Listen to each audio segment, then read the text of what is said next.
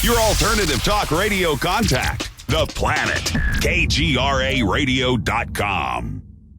With infinite complacence, people went to and fro over the earth about their little affairs, serene in the assurance of their dominion over this small, spinning fragment of solar driftwood, which by chance or design, man has inherited out of the dark mystery of time and space.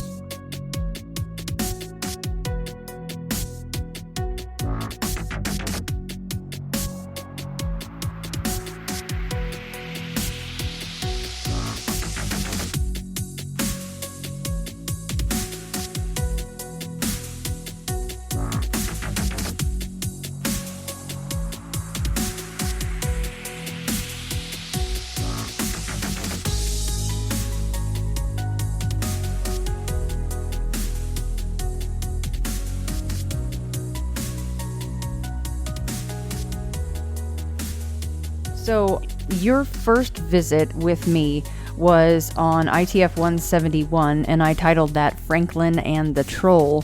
You've had some very interesting experiences, and that's why you contacted me the first time.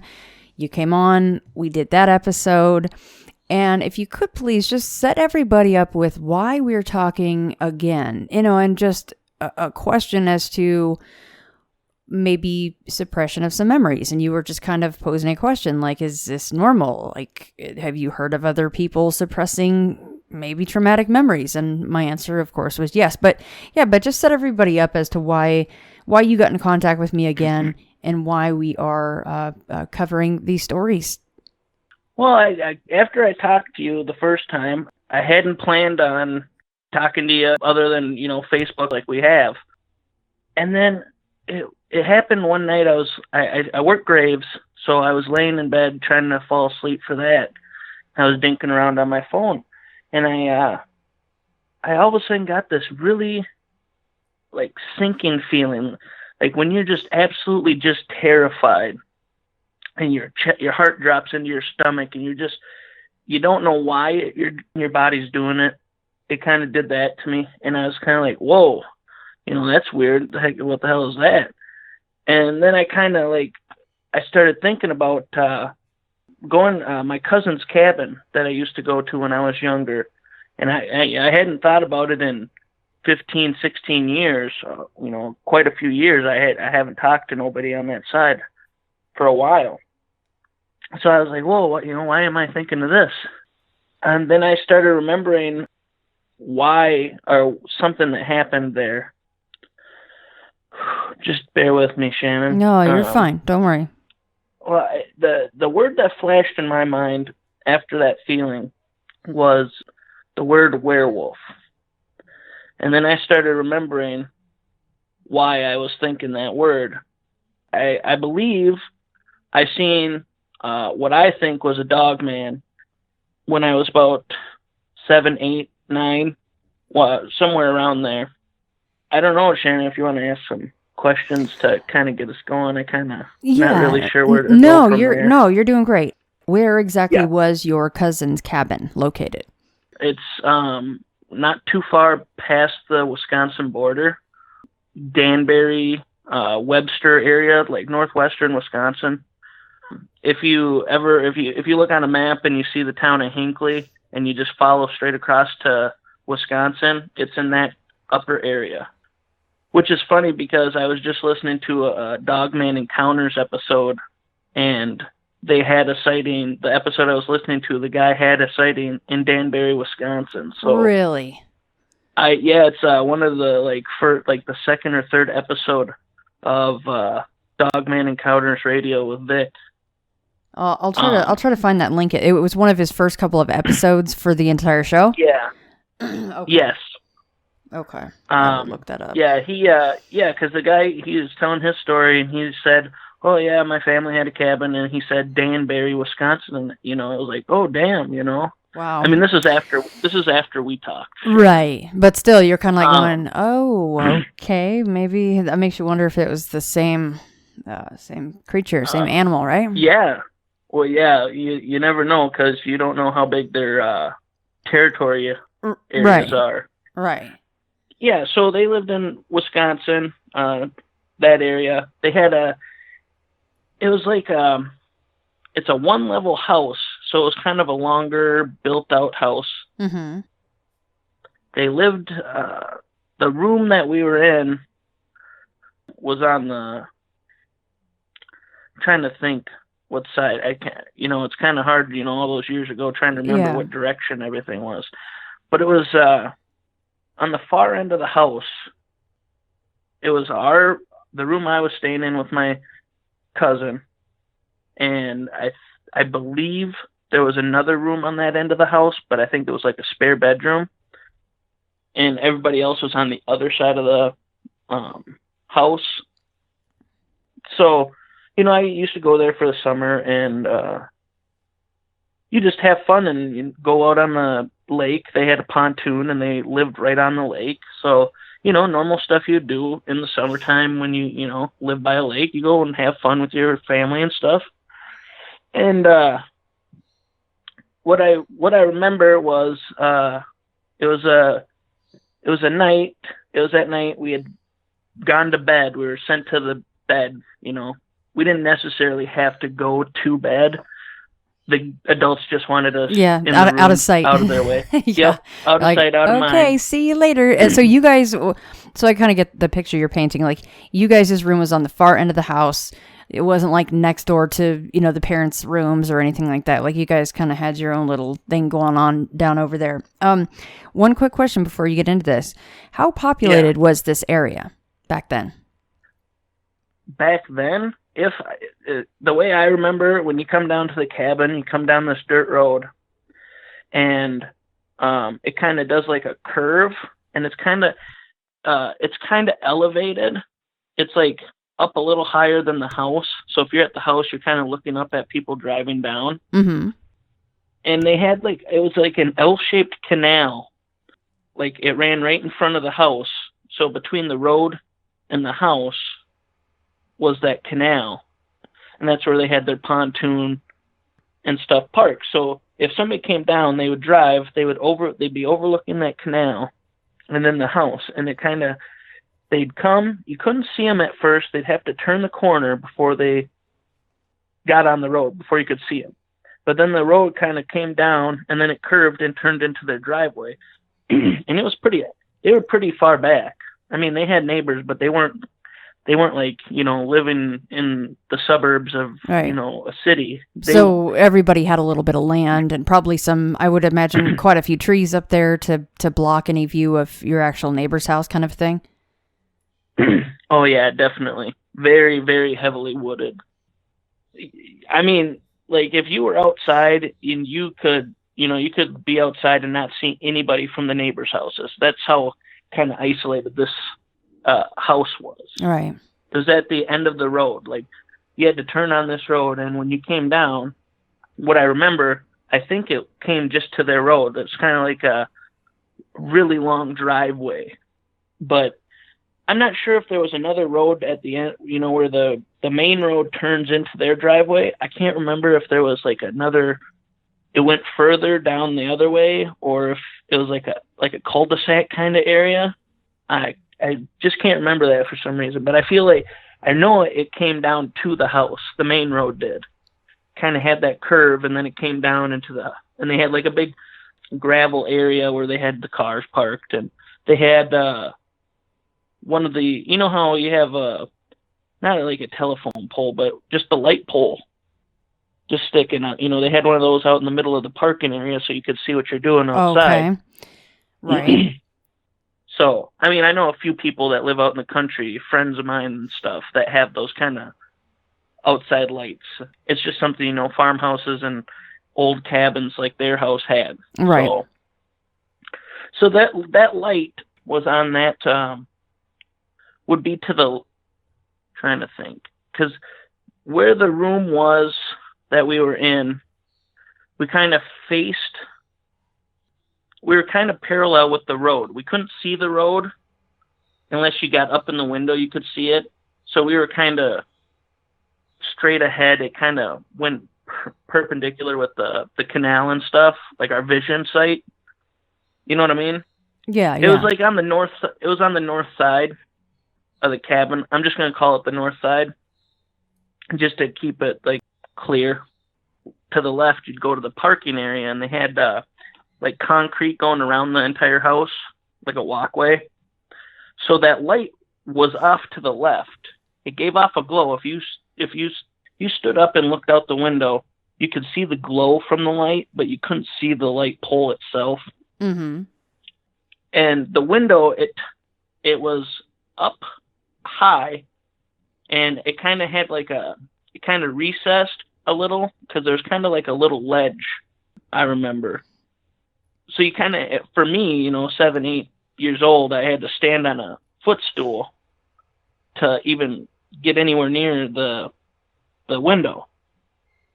So I couldn't tell you exactly how tall it was, but I know it was up high, and it was one of those longer windows. It covered most of that wall, if not all of it. So that's kind of the setup. In the bedroom, I was on one wall, my cousin was on the other, and we could talk back and forth. And then the window was in between you guys, right? Yeah. So if I was on the right side and he was on the left side, it would be where our feet were. Okay. So it was like against the far, the wall. I mean, we could see out it, obviously, because you'll find out in a little bit. The people will. Yeah. Okay. So what happened was we got sent to bed. We're joking around, goofing off, telling jokes, what 8, 9-year-old, 10-year-old kids do. 10-year-old boys anyway, fart jokes and stuff like that. Right. So it's got to be 11:30, 12 o'clock. By this time, we had been in the room for a little bit, maybe an hour. We had been sent away. So we were just goofing off and stuff, and we had the window partially cracked, because it was sliding windows. It was summertime, so it was warm. It was nice out. One of those cool Midwestern nights in the summer, just perfect. You could hear the crickets, the frogs. Just an idealistic picture of summer. So we were goofing off, and my cousin says, "Hey, you hear that?" And I was like, "What? What?" And I was like listening, and he's like got like a confused look on his face, and I was like, and I was like, he's like, "Oh, never mind," kind of blew it off. I said, "Okay," and we started goofing off and stuff, and about a minute or two later, I heard it sounded like scratching on the side of on the outside wall, and in the side of the house, it had wood. It was wooden panel, siding. So it sounded like long nails clawing, scratching the side of the wood. And I looked at him. I was like, "Is that the noise?" And he's like, "Yeah." And we're like, "What?" We're freaking out. We're kids, but we're trying to keep our calm because we don't want to get yelled at by his mom for being loud. So we hear that and we're listening. And the next thing we notice, there was no sound. All of a sudden there was no sound. Like the crickets and frogs had stopped. And I don't know if I said it or he said, I said, "Hey, there's no frogs, there's no frogs out there." And we were like, that's weird, because you always hear that in the summer, especially being by the lake like we were. Yeah. And after we noticed that, and that's when we first heard, it's hard to explain. It was a growl, but it was like a low enough, like a kind of like a throaty grumble. It's kind of hard. It wasn't like super audible, like it wasn't super loud, like a really aggressive growl. Mm-hmm. It was just kind of like I almost want to say it was almost like a purr, kind of like a underlying thing. And we heard that, to so it was on the right side of the window, to our right side. We could hear it coming from that side. And it was getting, closer. We could hear it. And we were looking at the window because, that's where the sound's coming from, is outside. And near the edge of the window, I'd say not too far from where the window, the edge of the window comes in, Mm-hmm. we started seeing something at the edge of the window. And it was the tops of, what we found out, shortly after, it was the top of ears. Like a German Shepherd's ears are pointed up. Mm-hmm. That's what it was that we started seeing crawling up at the edge of the window. Oh, man. You're doing good. Oh, man, it gives me the willies still today, I haven't even explained, Yeah. I haven't even told everybody Yeah. what everything else, Yeah, there's more coming. Okay. All right, so there's that low kind of grumbling purr thing, and we see the tops of the ears. And it's kind of moving slowly. I mean, not super slow, but kind of nonchalant, just kind of mellow, normal walk, it looks like. And it gets a little further along, and all of a sudden you can see it's like half of if you took like a wolf or a German Shepherd's face and turned it to the side and put it on like the corner of a table, that was kind of what you seen. Kind of seen some nose, started to see the top of the head, and where the ears were, you could see the ears. It was up far enough ahead that you could see that it was ears we were seeing at first. And we're just watching it. I don't remember looking at my cousin, but this thing, all of a sudden it gets a little bit further, and I'd say by this time it's about halfway across the window, and that's finally when it's like you see its full head, but it still looks like it's not fully erect, standing up. Mm-hmm. It's kind of hunched over, it looked like, but it was, it was just walking. And when it stood up finally, and you could kind of see its one shoulder, I would imagine it would be its left shoulder from, how it's walking that pathway. Mm-hmm. It stopped. When it stood up, it did a sniff. It kind of sniffed the air.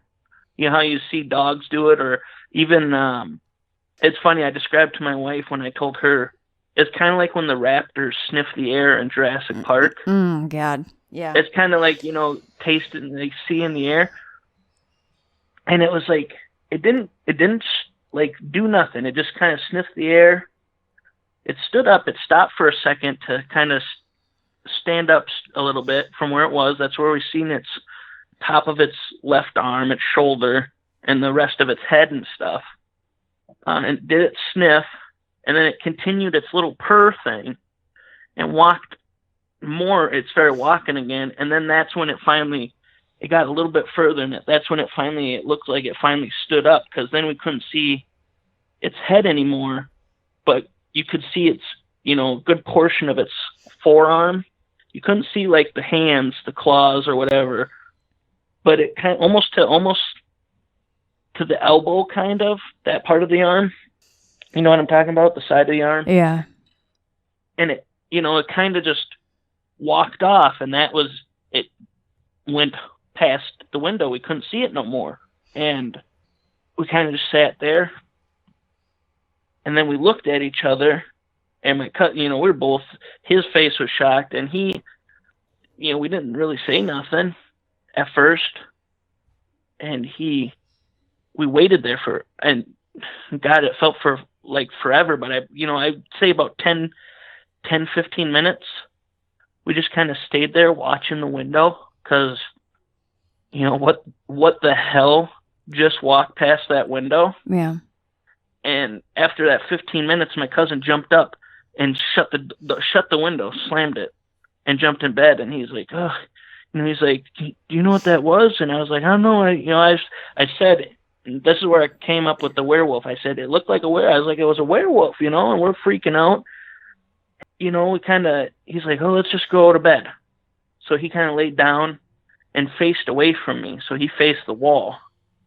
Well, I kind of just laid on my side, just kind of looking at him, looking at his back, and just kind of like glancing at the window. I must have dozed off at some point because I remember waking up, him waking me up the next morning, and we went and told his younger sister. I think she was a year younger than us, or she was around our age somewhere. But we were telling her, oh, we seen a werewolf last night, and she thought we were trying to scare her, and we're like, oh, we were very adamant that we seen a werewolf. I remember that, werewolf. That's what we kept calling it. And we told his older brother, he must have been 17, 18. And we're like, oh yeah, hey man, we seen a werewolf last night outside our window.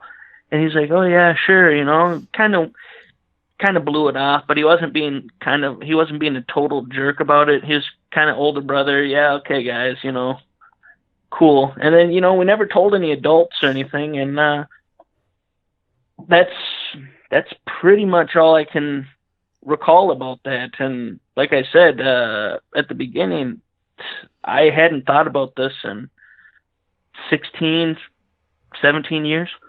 I'm 27 now. I had the experience when I was 7, 8.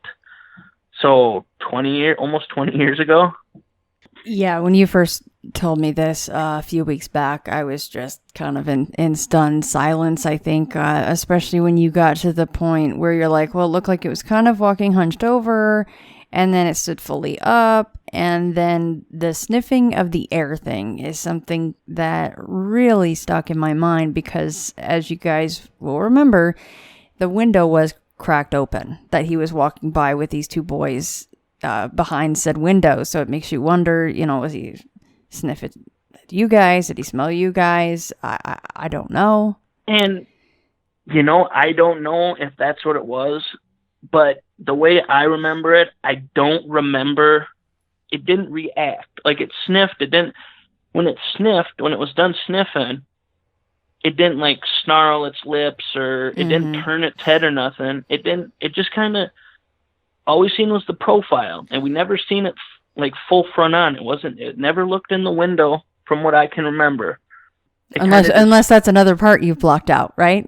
Like, well, I'll just have to see if that's another memory that comes for. I mean, honestly, that would be terrifying for it to look at you. Yeah, oh man, I couldn't even. I can't even get past telling that the story without with it being in profile. Yeah, and rightfully so. Imagine. That's horrifying. No wonder you guys laid there for as long as you did, like just waiting to see if it's going to come back, or hey, do you want to go shut the window? No, how about you go shut the window? I mean, not that you guys were saying that, but I'm sure in your mind you were like, well, hell, I'm not getting up. But the way he did it, because he had like a footstool so he could look out the window. He kind of one-legged hopped up there, slammed the window, hopped down, hopped back into bed. It was one, Yeah. As short amount of time away from the bed as possible because, I still don't know what it was. So, being that you guys would have to stand on a step stool to see out the window properly, how tall does that make this thing? If you can go back, I know it was a long time ago, and you probably haven't been back to that place in a long time, and it's not like you got out measuring sticks probably the next day, but we'll get to that if there was anything left behind. But how tall does that make that creature that you saw, roundabout? Oh man, it would have to be, because when it finally stood up, it went above the eaves of the, like we couldn't see its head no more.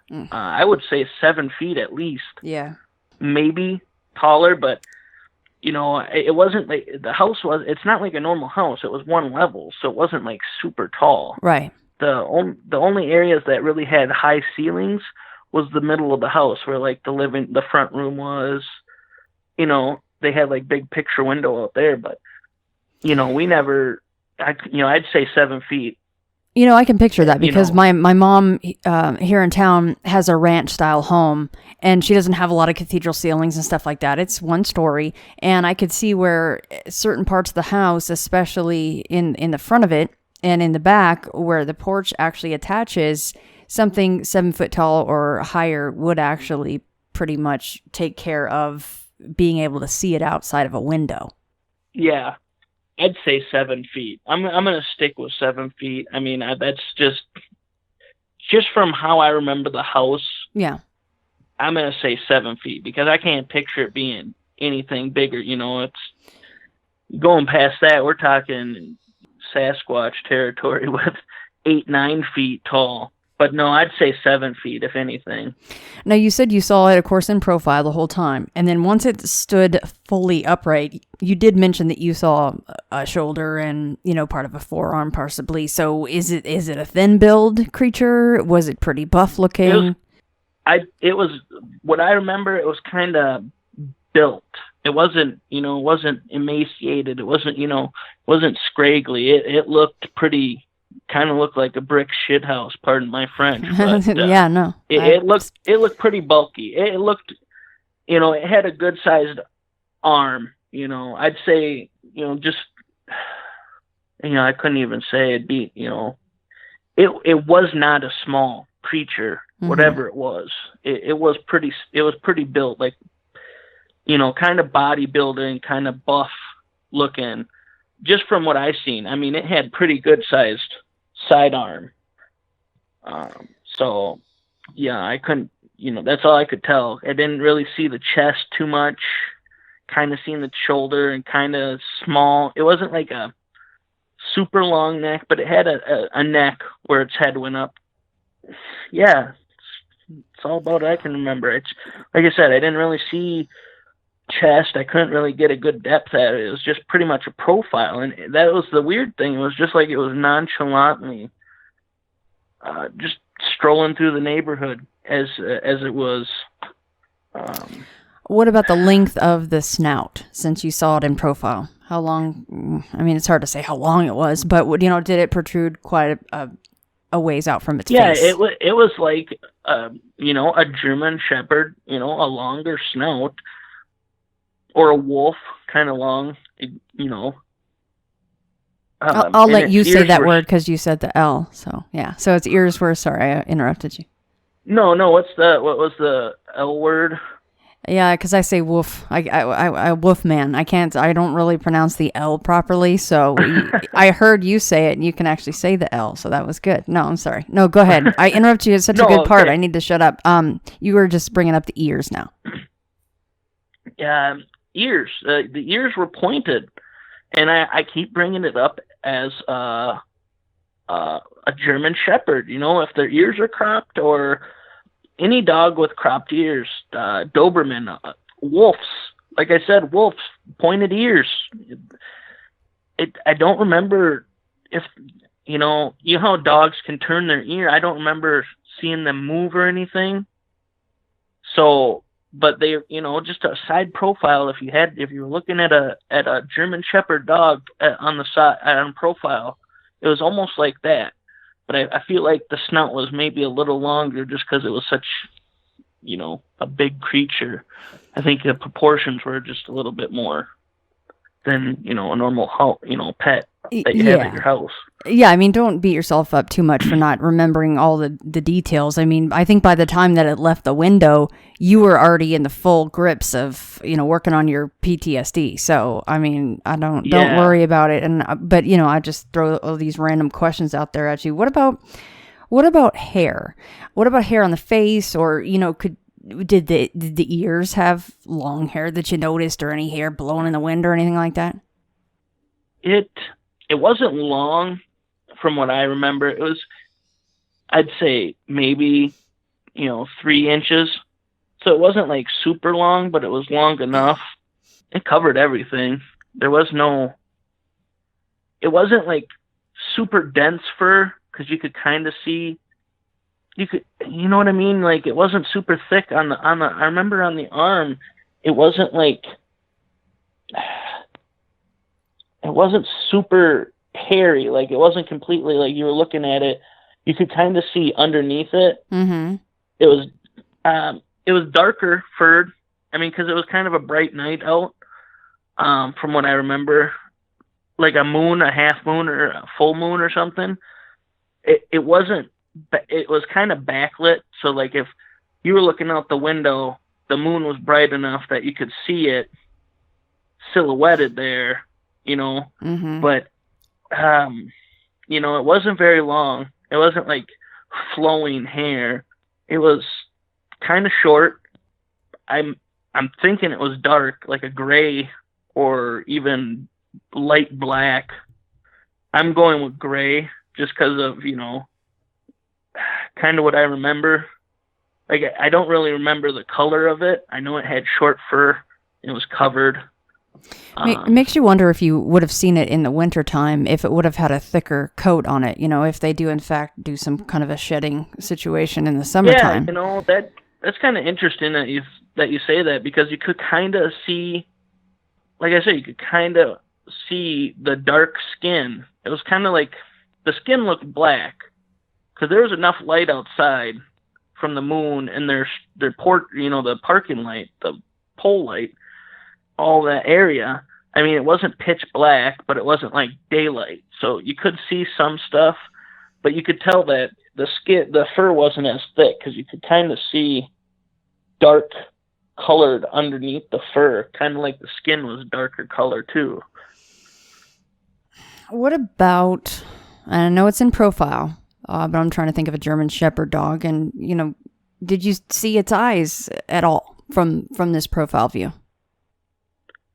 Just, you know, I didn't see no color, you know, nothing like that, but you could tell where the eyes were. Like, you know, where the socket was. But you couldn't tell what color it was. Thank goodness for you, because if you could answer those kind of questions, then that means that it had looked over at you guys. It's already a scary enough story without that hairy bastard looking in the window at you. I tell you. And I'll be honest with you, if it had looked in, there was nothing stopping it. Just the presence of that thing. Yeah. I mean, it was imposing when it was still not fully standing up, mm-hmm. and when it sniffed the air, you could tell it was big, and you could tell that it wasn't fully standing either. It was kind of hunched over. And then when it got further along, and then that's when it finally stood up completely, and its head disappeared above the window, top of the window. You know, it kind of scares the shit out of you. Yeah. I think that would be the right summation of that story. What about teeth? Did it ever open its jaws at all? It never opened its mouth. It didn't have it open like it was panting. It just kind of had its mouth shut. It did that sniff. It didn't open its mouth then. That growl, that purr, whatever the hell it was, it never opened its mouth. It was just like I said, it was almost like if you go down walking the streets in your neighborhood, just nonchalant, not worrying about nothing. So I guess if I was that big, I wouldn't be worried about much either, right? If you look like that freaking thing, my God. Are there any blinds or curtains whatsoever on the window? Not that one. No, it was just a sliding window. So if it slid from the right, and I think it was one of those ones where it was the two-paned one, so you could open the left and the right windows. Okay. You know what I mean? What I mean? Yeah. So the left one would be behind. If you slid the one from the right, the one behind to the left would go behind the other one. See, and kind of things. For people that are in my area, like Las Vegas or other places that I've been, excuse me, like once it starts to get dusk, people shut their blinds, they shut their curtains. But when I lived in the Seattle area, I don't know what it was, but you'd go for a walk at night and everybody's just got their lights blazing, they're cooking or eating or whatever. They got no blinds closed, no curtains closed. You can just see right in their house everything the hell they're doing. I never understood that because I always like to shut my blinds and stuff. I don't like people looking in. But it sounds like that was kind of maybe the situation around your parts. Plus, you've got the woods, you don't have a lot of neighbors, so it probably wasn't the height of importance to be covering these windows, right? Yeah, well, our bedroom window for sure didn't, but the family room had, because they had the big picture window, they had curtains, because obviously you would get a glare from the sun coming in.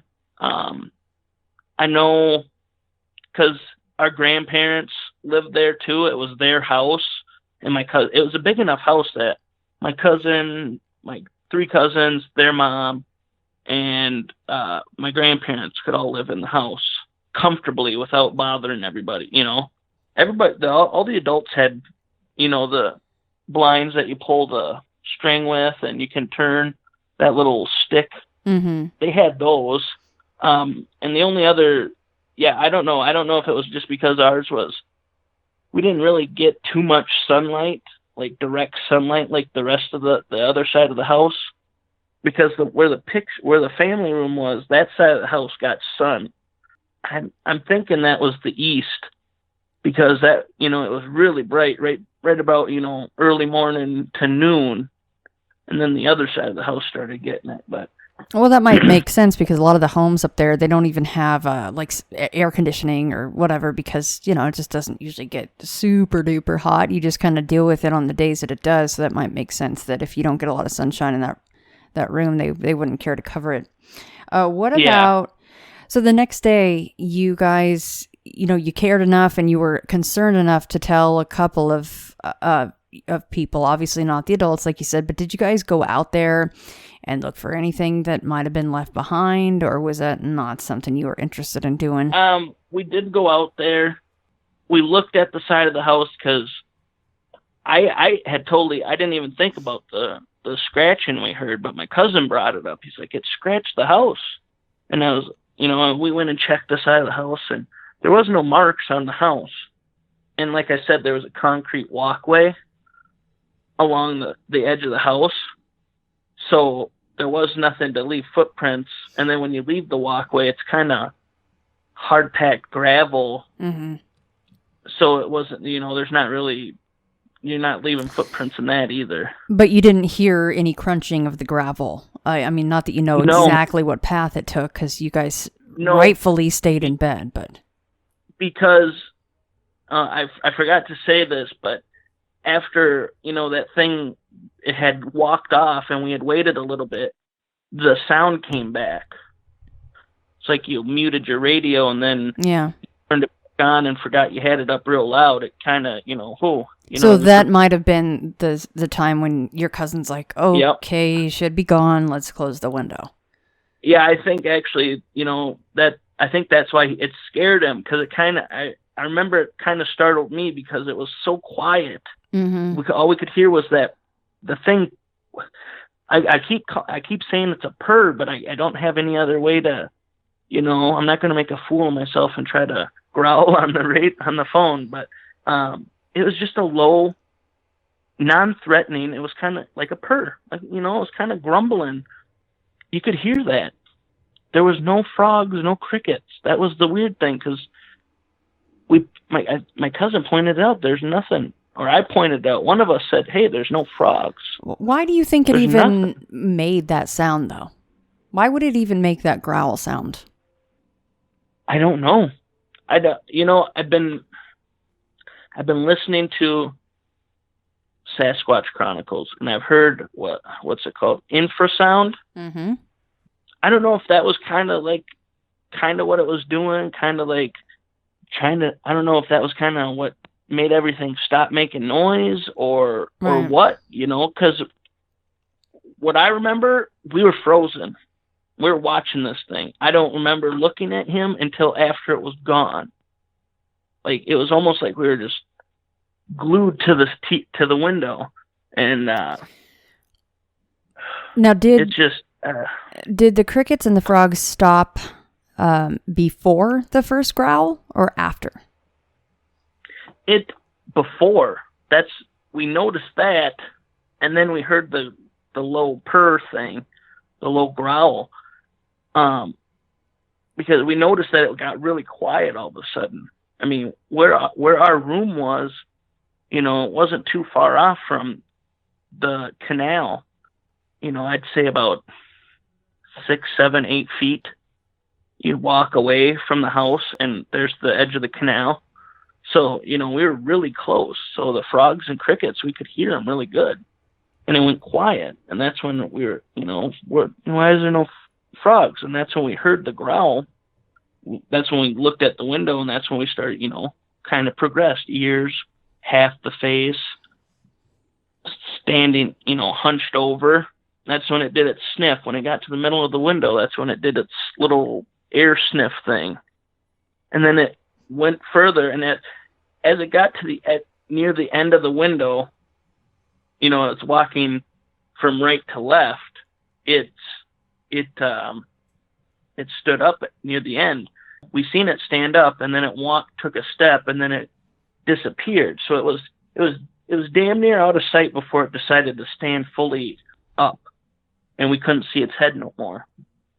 This might sound really nitpicky, and some people might actually roll their eyes at this question, but the sniffing thing is pretty fascinating to me. And it's funny because the first time that you told me this story, that's the exact thing that I thought it was, the velociraptors sniffing the air. So again, this is very nitpicky, and you may not remember, but did it go like sniff, sniff, or was it one long draw of air? The way I remember it, I picture it, when I think about it, it kind of did a couple, it did a couple. You could see its head move, like it was sniffing the air, like a dog does. It wasn't just when you sniff something really good, you just take a really deep breath. It wasn't like that. It was like a dog. It was like taking a couple good sniffs of the air. Did you guys? You could see its head move up and down when it sniffed, each too. sniffed, yeah. That's what I was wondering, is with each sniff, was it kind of was its head moving with it, or was it one long sniff? What about your kids, it's summertime and you get kicked out of the living room, or it's time to go do your own thing. Had you guys snuck any food in there? Did you have a bunch of food, or maybe old food, or anything that might be kind of sort of smelly that might draw the thing in? No, because his mom and grandma were sticklers. They didn't want mice and stuff. He had pop cans. That was about the thing we were allowed was pop in there. Yeah. Mice ain't gonna drink a can of Mountain Dew or something. So. Right. What about the area?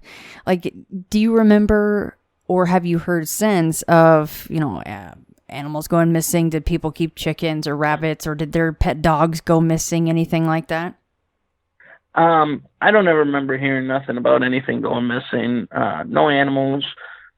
There wasn't nothing about anybody getting attacked. There was, nothing like that. So no, it wasn't like, we seen it, and it wasn't like, the neighbors were talking, oh yeah, somebody stole my pig last night. It was, we never heard nothing. We never heard the adults mention nothing. We never heard no stories of anybody's dogs missing mysteriously. I mean, it happens. There is coyotes and black bears and stuff in the area, so it's not unusual for cats or a dog to go missing eventually, but nothing out of the ordinary.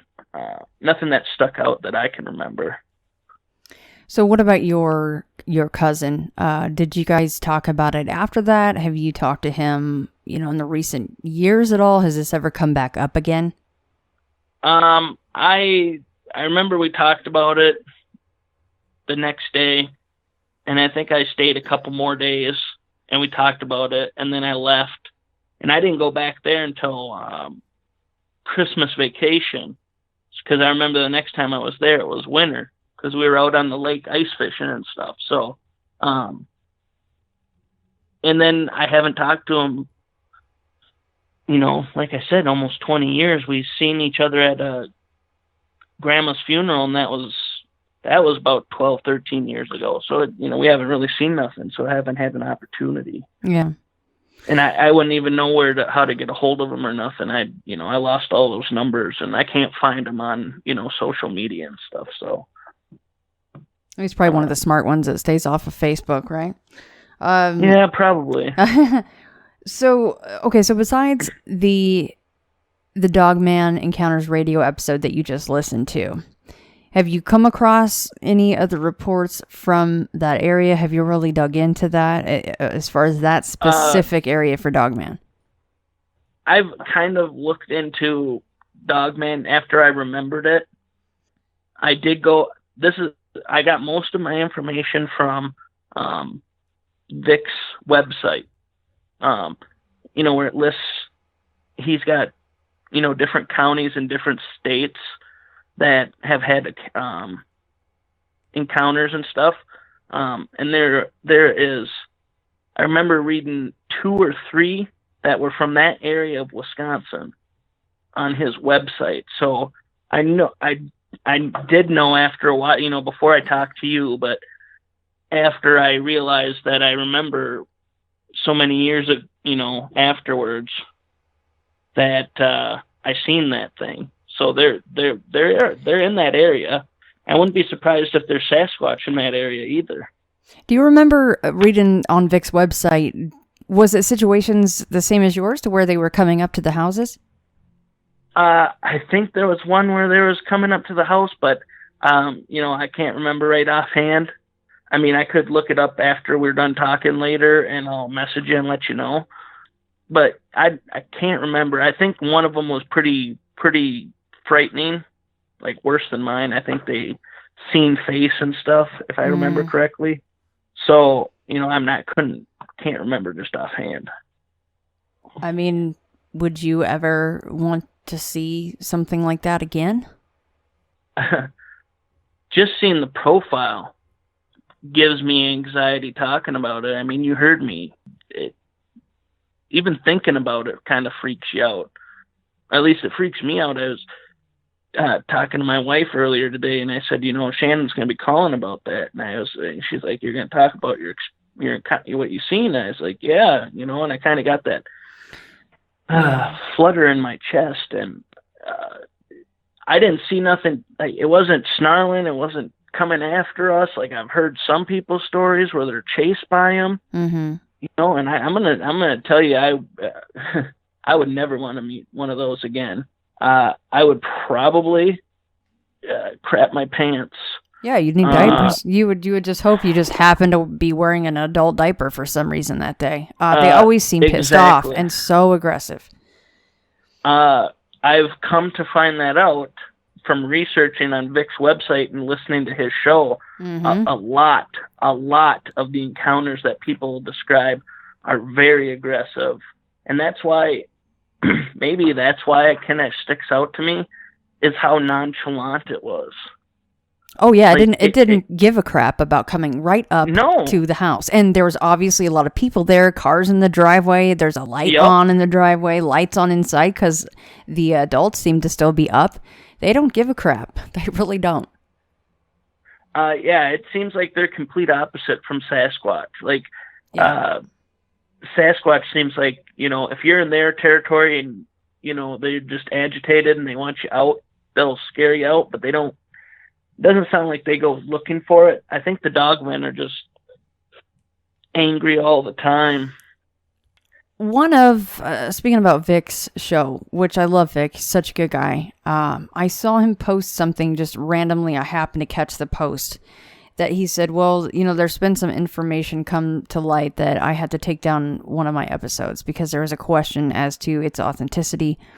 And it was actually I think it was a lot of people's favorite and most terrifying Dogman episodes.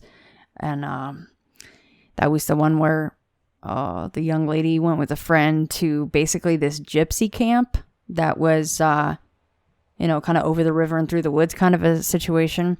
And the gypsies were like, what are you doing walking through the woods by yourself? You're not supposed to do that. So they sent like one of the teenage boys back with them to go back to her dad's house. And they sent him with a weapon. And then something started to like parallel them in the woods.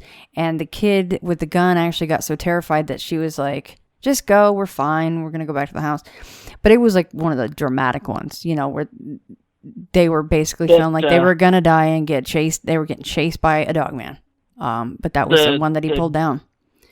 The gypsy camp sounds like that scene from the old Wolfman from the 40s movie. Oh, really? That was part of that? Oh my God, I wonder if that's where she got that. Because if I remember, you know, God, it's been so long since I've seen that movie, but I thought that he got cursed by a gypsy or something, or he got bit by something, and I'll have to look into that, but I'm almost positive there was a gypsy lady. She's like telling him about the werewolf curse, or maybe that was the newer one with Benicio del Toro. Yeah, and Anthony Hopkins. I like that one. I think they did a good job with him. Oh yeah. When he changes, when he's in that that old school theater room, like the doctors used to do, right, with the surgeries and stuff, and he was tied to the chair. They did a great job for back then. When he turned, I was like, that looks bad to the bone. And you got to see one. See, aren't you so don't you feel so lucky, Will? I'm just kidding. I feel over the moon with how lucky I am seeing that. Yeah, I bet. Considering the fact that you had to block it out for 20 years, right? You're like, thanks. Yeah. No, you did a great job telling that. I know that is not easy. And might I just tell everybody, he hasn't told anybody this, like you said, except for his wife, and, you know, his cousin who went through it with him knows, but he wasn't even sure he was going to tell this. I've already heard this story, and we talked on the phone about it, and I said, only if you'd ever want to come on and you're totally comfortable sharing, you know, that's fine. I would love to have you share it because it's just more information out there, and hopefully it inspires more people to share their stories. So, no, you did a great job, and on behalf of me and everybody listening, thank you for deciding to come forward with that, Will. Well, you know, I had been thinking about after telling you, I kind of, after I told you, it was like, now that I remembered it, and then, you know, finally telling somebody besides my wife, like, I told my wife the morning of the day that I talked to you on the phone. Like, I barely told her the story, but I said, you know, I should tell you before I tell Shannon. But, no, Shannon, you're such a, you care about what people's stories are. You ask questions. You're not judgmental. I told you my experiences. You never made me feel like I was some kind of weirdo. I mean, your questions weren't rude or nothing. You know, you were asking honest questions, and, you know, I just, you know, you're a good friend now that we've been in contact for a while, and, you know, we've been BSing and talking about stuff. You know, you're one of the trusted people I can tell you about this stuff. Thanks, Will. I appreciate that. No, but that's just it. We are weirdos, but it's in a great way because there's only, a certain amount of us out there who will have the bravery to stand up and go, you know what, damn it, I did see something really freaking weird, and I don't care what you think about it. If you think I'm crazy or I need crazy pills, well, that's fine. I still know what I saw. Oh, definitely. But yeah, I had actually been thinking about telling you or asking if you wanted me to go on your show, and then when I messaged you the other day, and you said, "Hey, you want to do the show?" I was like, "Oh, damn!" I was just thinking about. Yeah, that. I just thought I'd go fishing and throw the line out there, and because I know it'd be in a few weeks, and sometimes once things are processed a little bit more, sometimes people are like, you know what, it actually feels really good to talk about it, and every time you tell it, it gets a little bit easier. I have to ask you though, what did your wife say about this? She's already heard all the other stuff. And then when I told her, she was kind of taken aback by it. But she was very supportive because when I told her, I mean, there was more pauses. You know, it was just nerve-wracking just telling somebody for the first time after 20-some years to get that out, finally tell somebody about it, you know. And like I said, you know, I hadn't planned on calling you about any more experiences. You know, I told you Yeah. about most of. I mean, I have a couple other things that I think we're going to talk about in a little bit, but Mm-hmm. you know, it wasn't nothing drastic. I mean, nothing compared to the other show that we did. And it's funny that I'm doing this show because this is exactly 10 episodes away from the last one I did. Oh, that is true. We just had 180 and you were on 171. That's very true. See? That was, yeah. No, So, I mean, for you to have those memories come back and for you to actually, I mean, how did it feel to go, oh my God, when I was a young kid, I saw this thing and the term werewolf actually came out of my mouth. Like, did these things come back, you know, in little tiny pieces, or it was just a flood of holy shit? Yep, that's what I saw. Here's how it happened. Like the whole thing came back at once. it was pieces. When it happened, I got that sinky feeling, scared out of my mind feeling in my chest. And then I thought about the cabin and all that. And then I was thinking, you know, I went to bed and I went to work, and driving home the next day, I all of a sudden, like, just driving down the road, it hit me in the head. It was like werewolf. I was, whoa. And then I was like, oh damn. And then it kind of, after I said werewolf, that word came into my mind. That's when it kind of like opened the floodgates, and that's when I got more of the memory back. And it's just weird that it happened. Like I keep telling you, you know, I hadn't planned to be talking to you about anything weird like that again. Like, that's why I asked you, have you ever heard of anybody repressing stuff? Because it was just so out of the blue that I got that feeling. Like, I hadn't talked about anybody, you know, hadn't talked to the family, wasn't thinking about dogmen or werewolves or whatever. I mean, I'd been listening to Sasquatch Chronicles, but, you know, you don't really put Sasquatch and Dogman. You don't really think of, you know, I don't anyway. When I was listening to it, I wasn't thinking of Dogman. No, there's not a lot of stories about a Dogman and a Sasquatch playing chess and having a cookout, so we don't really usually put those things together. And might I say that it's not like you messaged me and you were like, hey, saw a Dogman, let's do another show. You didn't bring anything up about that. In fact, like you said, you broached it like, hey, how often do you hear of people like completely repressing a sighting or a memory? And I'm like, oh, actually quite a bit, you know. And then that's when you kind of said, well, I remember seeing something, and can we talk about it? Yeah, because I needed to tell somebody who has had experiences. I know the things you've seen, but you've also you've seen or experienced stuff related to Sasquatch, though, right? Yeah. Okay, so I figured you were the person, because I listened to the episode where you were talking about going to the Browns property on the Sasquatch Chronicles. So that was when I was like, okay, this is, you know, I made the decision because I was on Vic's website. I was going to message him. And then I was thinking about it, and I heard that episode, and I was like, you know, I already talked to Shannon. She knows me pretty good. She's got my backstory on my paranormal experiences. I said, I need to tell her. It was a thing out of loyalty that I did it to you, because I trusted you, and I felt like you were the only person I could actually get it out to without being felt feeling weird about it. I felt comfortable. I mean, I was scared out of my mind telling you about it. It still gives me the willies even talking about it now, but I just felt like you were the right person to tell. Thanks, Will. That means a lot. It really and does. To ask about. Thank you. Yeah, I mean, like, I've been listening to your show for as long as, you know, as soon as I've heard it, somebody mention Into the Fray, I looked it up, and, you know, I've been listening to every episode, even before I was on your show. And then when I found out you were on Sasquatch Chronicles, I was like, oh, hell yeah, you know, I like Shannon. And I was listening to your stuff there, and you're just a good person, and I really appreciate your friendship and you let me get this out.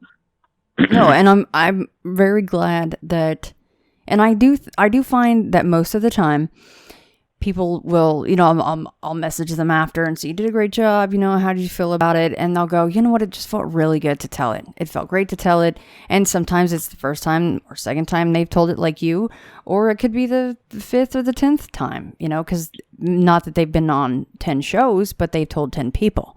And most people do feel like it's a very cathartic thing and very therapeutic to tell their stories. But, it's still a different kind of a forum to do so. And I completely understand if people are like, well, I'd rather just call the hotline or send it in an email or something. That's completely understandable as well. One last question about this story before we get to the others. Is that house still in your family? The last I heard, my aunt, I believe she still owned it. I couldn't tell you if they still own it, though. Dude, field trip. Haven't seen them. Field trip, yeah. Summertime field trip, ITF field trip. Let's go. I wouldn't mind, just to check it out, because I feel like that creature, I don't want to see that again. Yeah. But something tells me that that's not the only cryptid in the area. I believe that that's an area that has Sasquatch in it too. I haven't heard nothing, I haven't read nothing, but just how isolated and thick the woods are, and I can't imagine that it's just Dogman or whatever the hell that was. Yeah. In that area. Wonder how old that particular one was. You said you got the kind of impression that it was a little grayish or graying. Not that maybe we should always assume that means it's an older creature, but I don't know. That's what we would go with, because when we age, we start to get gray hairs. But obviously, if Dogman is running around and it's flesh and blood, then they're gonna be making babies. So even though this was 20 years ago, that particular one may not still be there. But you know what? It makes me wonder with some of the more aggressive ones, if these are like the tweens, or the teenagers or little punk ass kids that are not maybe more reserved like the one that you saw. I would say that, yours didn't really show any aggression. Yeah, it smelled the air when it went by the window, which is absolutely terrifying. But it makes you wonder the differences in some of these stories, even though, for the most part, a lot of these Dogman encounters, or Wolfman, they're really pissed off. They're very aggressive. They're very territorial. Like you said, it's completely opposite for the most part of most Bigfoot sightings, which usually the Bigfoot are, they're making like the trees, like Harry and the Hendersons are just trying to blend in. They don't want to have anything to do with people, and you don't usually hear of them coming close to encampments or houses. So these Dogmen are just and that Dogman, it was thinking about it, it's almost like he was taking a walk around like if you walked around your house. Yeah. Like nothing bothered him. Like it was his territory. He could do whatever he wanted. And it just boggles my mind, because like we've been talking about, all those aggressive attacks, that's why it sticks out so much now that, that I remember it. Well, that it was so calm. Well, and the other thing about what you're saying about it being calm, and here's the other thing. How many times had it come up to not only your house, but other houses, that to it, a window wasn't strange? Like, to me, if there's a wild animal, and he's not really used to houses or what the F a window is, wouldn't he look over? And he sniffed in front of the damn thing. So to me, I'm kind of going, like you said, it's like he's just taking a stroll, like it's his friggin' house. Like, how many times is he coming up to a house that a window isn't weird to him, that he could look into, or, a reflection of the light, or himself? Like, he didn't find that strange. That's scary. Which, thinking about it, how many times has he been around that house? Yeah. Yeah, that's what I mean. He just seemed like he knew the place pretty well, and he's just just check the place out. And the even stranger thing about it is, they did have a couple of dogs, not in our room, but they were in the house, but you didn't hear, they weren't barking or nothing. Yeah. They didn't even acknowledge that there was anything out there, because usually, there's been times where they bark and there's, deer in the yard. They didn't bark at deer, and deer don't make very much noise. Do you remember if the adults were out there with the TV on, or were they laughing and talking? Like, do you remember any of that? Like, I think they were in the kitchen or the dining room, playing cards or something. Because I feel like it was a weekend, like a Friday or something. So they were staying up drinking, not like partying, drinking, just a couple of cocktails, BSing. Yeah. It was kind of like that, because I remember hearing them, not, when we went to bed, we could hear them talking and stuff, and they weren't super quiet, but they weren't super loud. I mean, if you really listen, I'm sure you could have heard them, but they were up when we went to bed. I couldn't, I can't remember if they were still up an hour or two after when we seen the thing. Do you remember out of the reports that you saw? Sorry, I keep saying last question. I have one more and then one more. This is the last one, I promise. Are there any recent reports from that area that you were combing through, like, last 4 or 5 years, anything like that? I don't think so, but I don't know if they mentioned how old they were or when they happened. The ones I read, so I couldn't really be sure about that. Oh, that's okay. That's a lot of information, and you were trying to process it after you remembered a very traumatic experience. Yeah. So, no, thanks again for sharing that, Will. And of course, if anybody has any correspondence that they want to send to Will, send it to me, Shannon@thefrayradio.com, and I will forward it to him. Okay, well, I know you got some other goods here to talk about, so wherever you want to go from here, it's up to you. Well, I kind of, my last time I talked to you, I had 2 weird dreams. This happened when I was my late teens, early 20s. I had these dreams, and one of those, I think both those dreams happened in the house that I was living in when I had that encounter with that dark entity. Mm-hmm. I don't believe that dark entity had anything to do with these dreams. It was just that time period. That was where I was. That's where I was living when I had these dreams. So it was kind of that time frame where I was having all that weird experiences and stuff. Okay.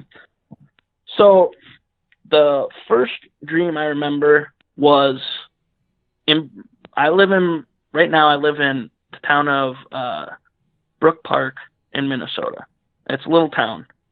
In my dream, the house where I'm living wasn't here.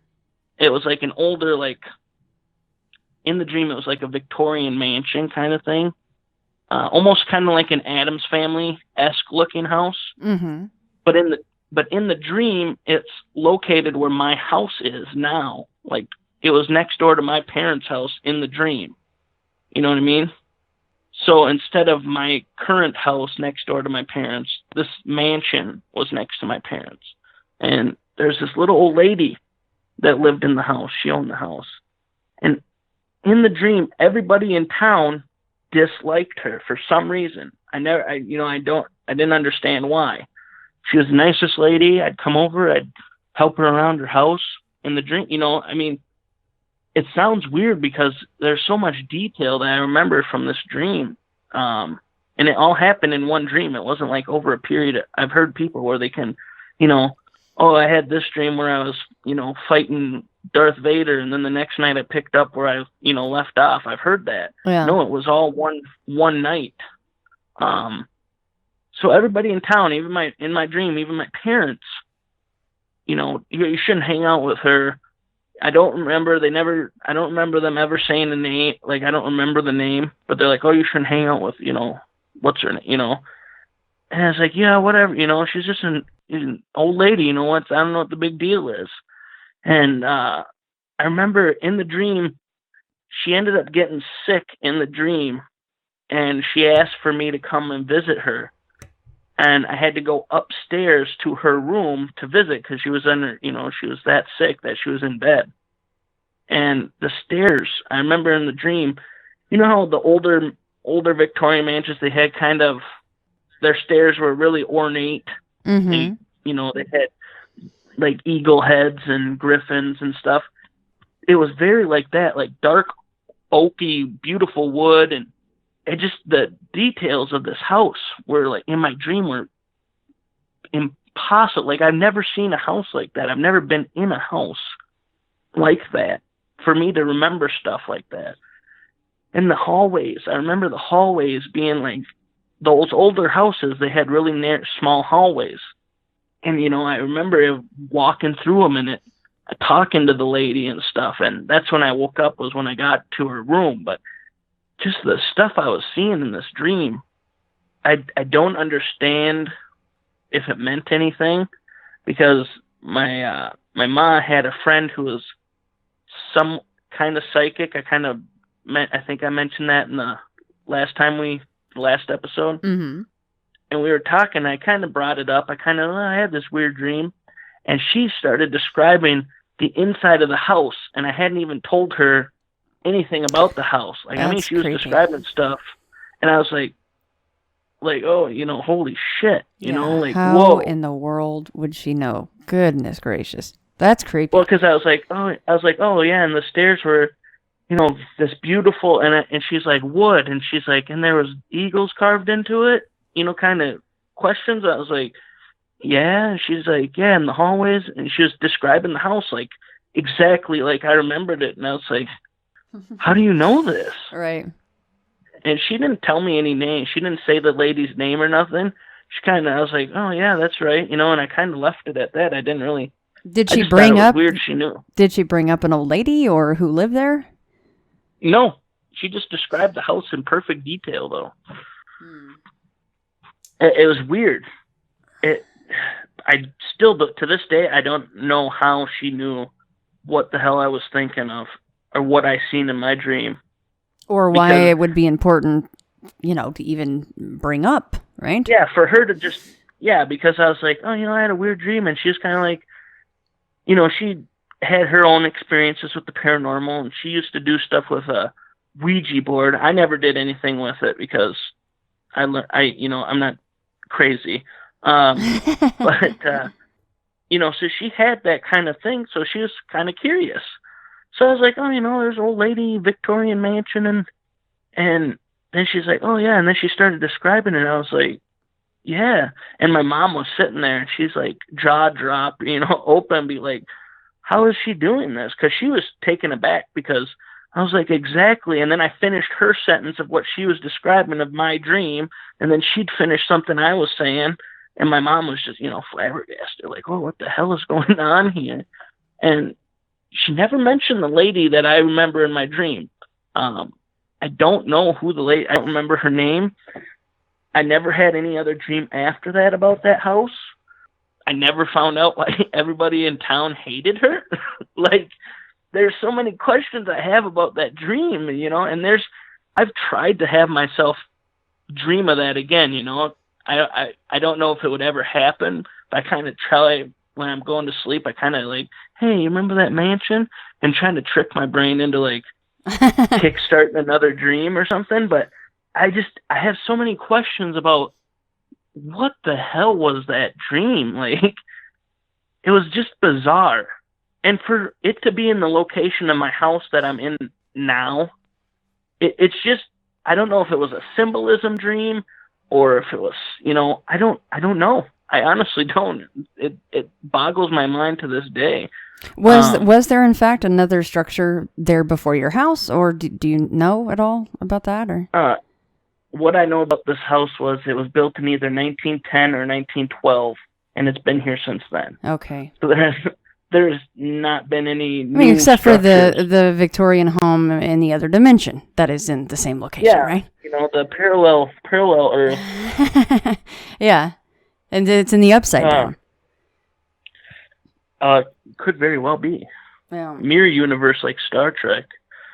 That was the first dream. And then time passed, and I had a dream. The next dream I had, this is the second one. There's only these two that I've had that are really weird. And I remember this dream. It started out, I was sitting in a trench, I can tell you it was World War I, because I was wearing the uniform, and it was a trench. And I like history and stuff, so I kind of had an inkling of what that time period, their uniforms, and some of the history. But I was a corpsman, a medical, one of the medical people, because I was rearranging my supplies in my satchel I had in this trench. And for some reason, the next day, I wrote down the name of one of the battles, and it just popped into my head. And that's when I started researching about World War I more. I wrote down the Somme, the Battle of the Somme. Mm-hmm. That's the name that came up when I woke up the next day. Like, I woke up and I wrote that down immediately the next day, after I had it. But anyway, I was in the trench. I could rearranging. I heard in the dream, I could hear somebody calling for me personally, Will. And they were coming from up top in no man's land. You know how they say it was desolate, right, shell-ridden, between the trenches. That's where the voice was coming from. So I stick my head up, and I look out over there, and it's my best friend that I had, where I had those experiences with the lights. Right. It's that friend in the dream. He's yelling for me. He's injured. He got shot. He's out there in the middle, and he's calling for me. And so I'm like, oh, shit, I gotta get to him. I gotta get to Zach, man. I gotta get to him. And I jump up over the top of the trench, and I go out there, getting shot at, and I get to him, and I remember talking to him, and then that's when I woke up. I woke up in the middle of the night, and then I kind of went back to sleep, and then the morning, I wrote that name down, but I didn't continue the dream. Now that's weird in itself, but the really weird part is, when I woke up the next morning, I was telling my mom about it, and I was telling her I could smell the smells. I could smell the mud in the trench. I could smell I know it's morbid, but the dead bodies that were around. I could smell that stuff. I could smell the gunpowder in the air. It was like I was in there. Like I was transported, almost like a time slip, where I slipped back into those, to the Battle of the Somme. And, it freaked me out enough that I was like, well, that's weird. Why would I hadn't talked to my friend in, a year or two. So I messaged him, and I found out what was going on with him. That dream was so vivid and so freaky that I had to get a hold of him, because it was weird that, I hadn't talked to him in a while. I mean, he's that kind of friend. You can go years without talking, and then you can pick up right where you left off. Right. So, I mean, I wasn't I was worried about it, but having that dream where he was hurt, and I was like, man, I should check on him. And yeah, he was fine and stuff, but yeah, I could smell it. I could smell the blood, the death, the mud, the water, the dankness. I could smell, it was like I was there. And that's what really freaked me out about it. It's just bizarre. I mean, do you feel like you were getting in touch with some sort of a past life that you had? The thought has crossed my mind in doing my research about it and all that. Just reading up on World War I. No, I didn't get a specific date or nothing. The only thing that I remember is, for some reason, I remembered the word Somme, Somme. So I went like it, and I was telling my mom, she's just looking at me perplexed as to because I'm describing, I can smell it. It was almost like telling her I was kind of reliving it because I was like, I can smell it. I can smell the mud. I can smell like the death. There's dead bodies like not that far from me in the dream. Guys that had died from whatever, shot, left there. You couldn't get out and bury them because you're in a trench. It's just bizarre. The smell of gunpowder when you shoot a gun, I could smell that. It was weird. It's still weird. Have you ever smelled old school guns, with the gunpowder firing and dead bodies or, rotting flesh or anything like that? Have you ever smelled anything like that, at least in this lifetime that you know of? I have come across like a rotting deer carcass in the woods. Mm-hmm. So I would associate that with death. I mean, I've never seen a dead human body. I mean, besides like at funerals, but nothing rotting that I could, oh yeah, that's what, that's what that smell was in my dream, Yeah. But it's just, I just knew it was death I was smelling because like I said, that rotting deer carcass, that's not very pleasant. That's kind of a distinct smell.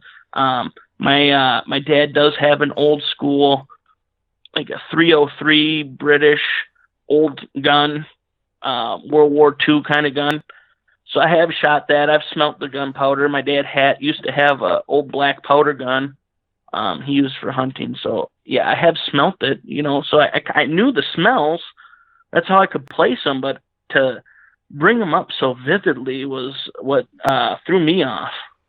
Yeah, and it's too bad. It's too bad about having to think of your friend being shot and then you feeling like, well, I have to go help him. Yeah, because like I said, I was sitting with my back to the trench and I was rearranging my pouch. I was a medical guy. I was a corpsman, and that was the other thing that stuck out because I had I don't remember if there was, how in the movies they have a cross on their satchels. Mm-hmm. I don't remember if it was on my satchel. I just, in my head, in the dream, it's like, okay, I go to work in real life. I'm a maintenance guy. It was kind of like that. I know I'm a corpsman, this is what you do. Okay. This is my gauze. Here's my, morphine. I was kind of doing a checklist. I got all my supplies, I was going over stuff. And that's when I started hearing my buddy and No Man's Land. And it was, and then I kind of like, I got out to him and was looking him over. He had been shot in the dream. And that's when I woke up. And then, I told my mom about it. And I called my buddy. I've never told him that I had that dream. And I haven't talked to him for a while, but I think next time I talk to him, I might bring it up and see what he says. Yeah, you might, because who knows, maybe he has some kind of a corroborating dream or, something that he might remember too. Yeah, I don't, the thing that stuck out was the smells. The smells and knowing the name of the battle. Like I knew it. Like, what 2 + 2 is 4, it was that automatic. And first thing I did, I didn't even, how you get up and go to the restroom in the morning. I didn't even do that. I found a piece of paper and just a scrap piece, and I wrote Psalm, and then I went and did what I had to do. But and it's not like you're some kind of a World War I and II history buff to where you really knew all these names all that well, right? No, at that point I've always been interested in history. But up to that point, I hadn't really done any research or knew that much about World War I. I knew some things, like I knew when it started, I knew when it ended, just the basics that school covers. But, nothing, like you said, nothing in depth that I would, oh yeah, that happened there. And, General Schultz, he attacked the British here. I didn't know all that stuff when I had that dream. I could probably tell you some more information now that I've researched it, but at the time I wasn't really up to date. Well, that's very cool. You never know. And if you talk to your friend, let me know what he says. If anything actually will tie in together. Well, yeah. What else do you have for us, Will? And the last thing is, lately there's been some weird, I'm going to say paranormal things happening in my house, and I guess over at my parents' house, my mom has seen some things. She was telling me she's been seeing shadow people out of the corner of her eyes in the house. I guess she was in the way that in their bathroom they have a shower stall. There's no bathtub; it's just a shower, and it's one of those ones with the weird kind of wavy glass, so you can't see in it, but there's somebody outside the window. Like if you're in the shower, somebody's on the other side, but you can't tell who it is. She said she was in there taking a shower for work or whatever, and she thought one of the grandkids had come in. So she's like, "Well, what do you want? I gotta get ready for work." And she opened the door and nobody was there, but she said she's seen them. How tall? A shadow. How tall are the grandkids? Yeah. Are they little or? No, they're the ones. Jesus, the one's gonna be 14 this year. Okay. So they're good height, and the other one's 12, 13, and the youngest is he is 7 or 8. So they're not little. They're not like my kid. They're not like my daughter, where she's 2 years old. Right. So these aren't little shadows. No, these are like people. She actually thought somebody was there, and I guess she sent my nephew home. He likes to stay there until his mom gets home from work. Well, she sent him home, and she locked the door, and my cousin was over visiting her, and they were bullshitting. And I guess my mom said her and my cousin were telling me that they heard, it sounded like my nephew going in the kitchen of my mom's house. Oh God! And she's like, yeah, and she's like, did Eli sneak back in the house? And she got up and looked, and he wasn't there. She called his house, and he's been over there since she sent it.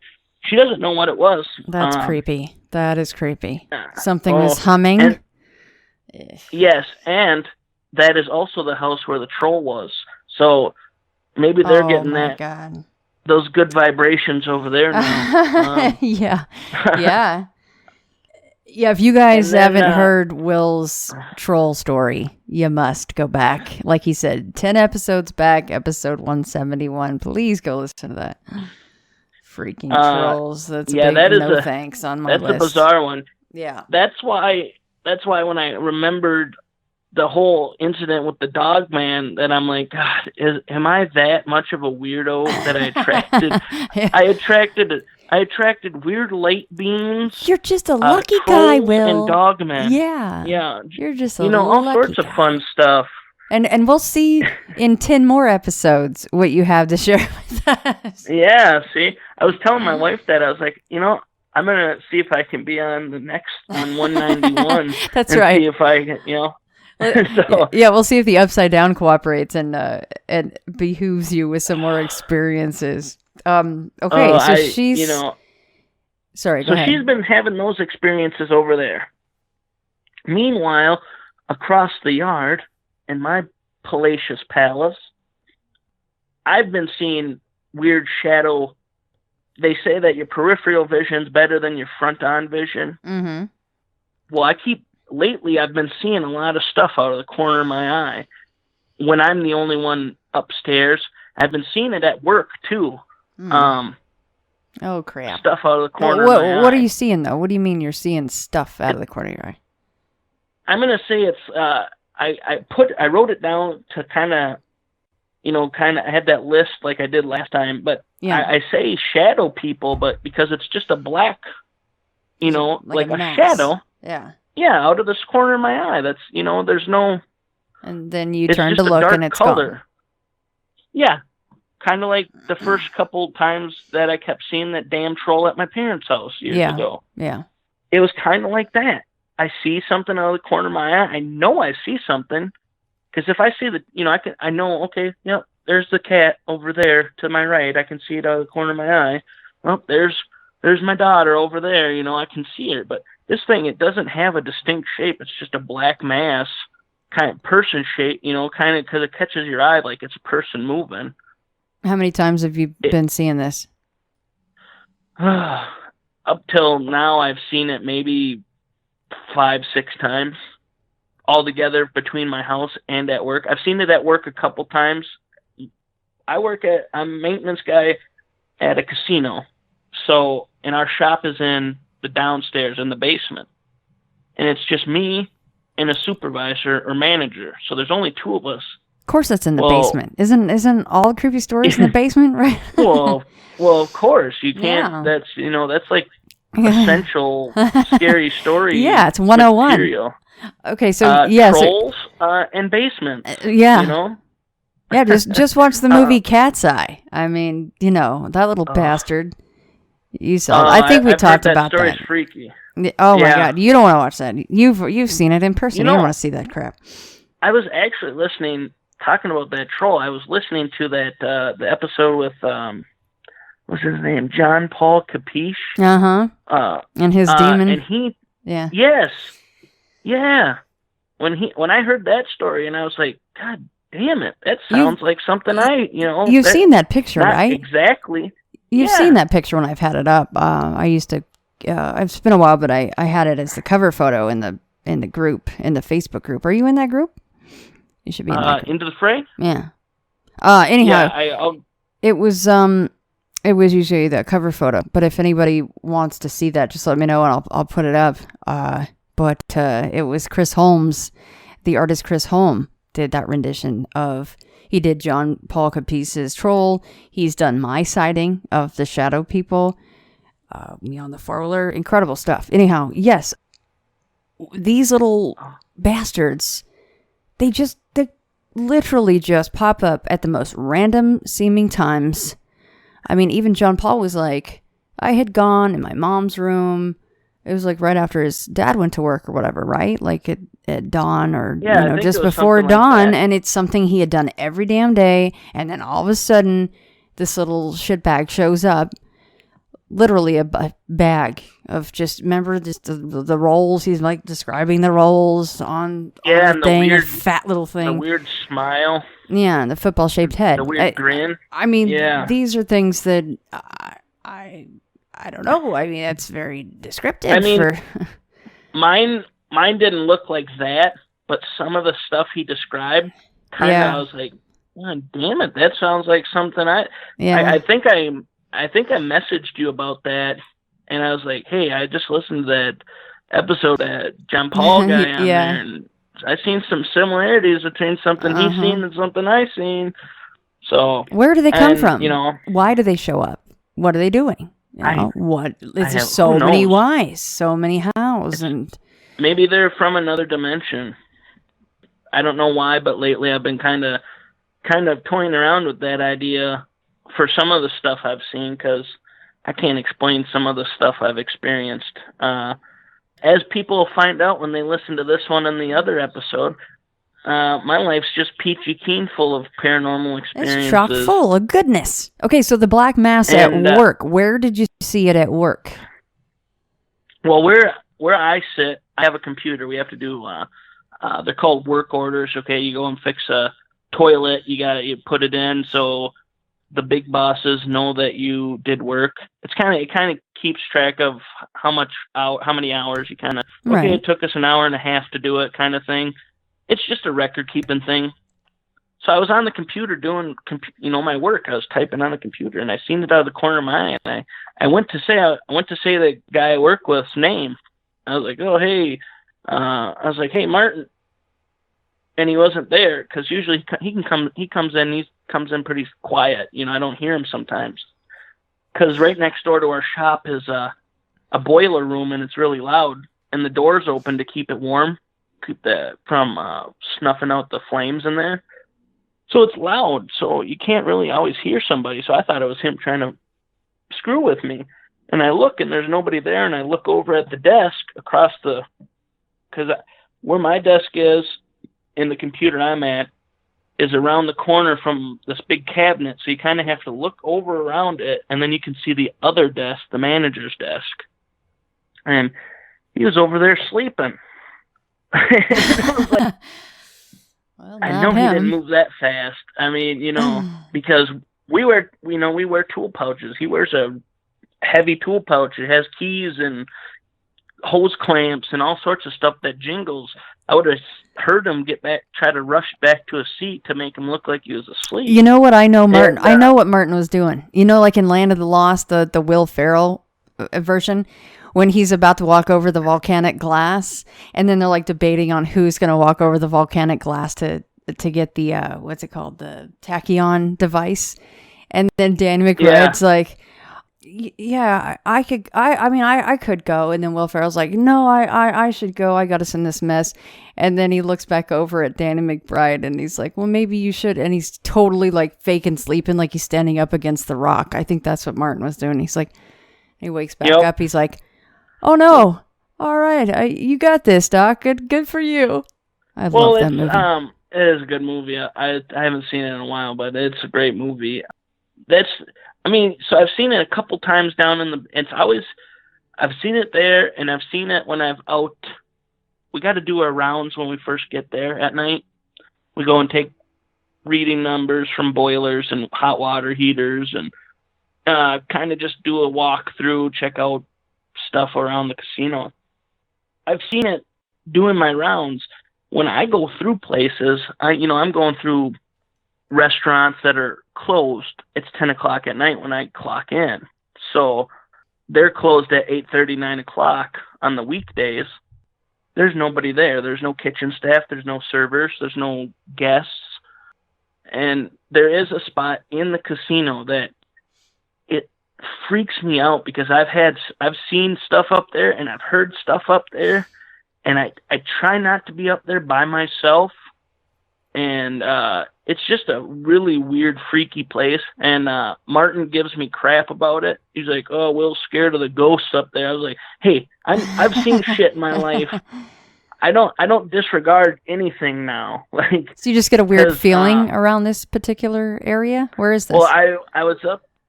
It's one of the restaurants, and when they're closed down, it's a nice place to go use the restroom, you know what I mean? Do some quiet and peaceful paperwork. Yeah. Yes. So I was up there doing paperwork, and I heard floor care guys. They come up there because it's quiet and they bullshit, and because they're there like 12 or 10 hours instead of 8 hours. So they kill some time and just BS for an hour or so, and then they start cleaning the casino floor and stuff. So I thought it was them. It sounded like them. So I was like, okay, finish my business, finish my rounds. They weren't there when I left the bathroom. So usually they walk around, do a big walk through the casino, BS and checking stuff out. I ran into the guy later that night, and I was like, oh, hey, man, you guys were up in the steakhouse. And he's like, nah, buddy, we haven't been to that side of the casino all night. I was like, you're kidding me, right? And he's like, no. I was like, I swore I heard you guys talking up there. And it reminded me of when I heard my brother and his girlfriend fighting in that one story I told you. Right. Yep.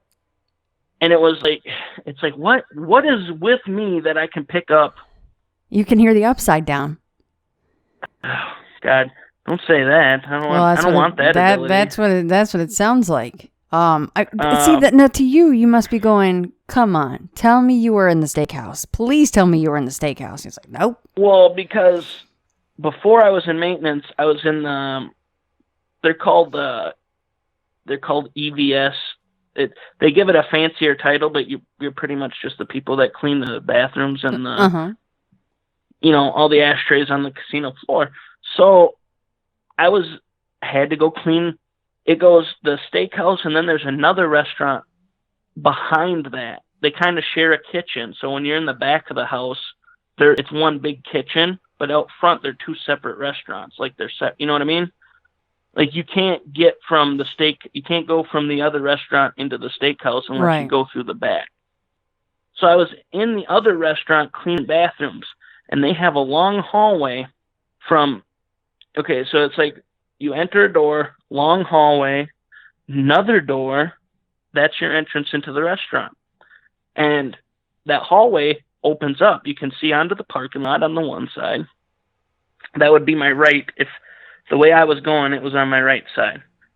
on my left, there's like a courtyard, and they have a really fancy fountain in the summertime, and they have trees. It's kind of, you can't go out there. It's kind of just a visual thing. But I seen something up in the steakhouse, because across from there, you can see into the steakhouse. They have windows. It's kind of their entrance area. They have a bar in there and a host stand. It was kind of like that's the area you could see walking this hallway. And I seen somebody walking up there.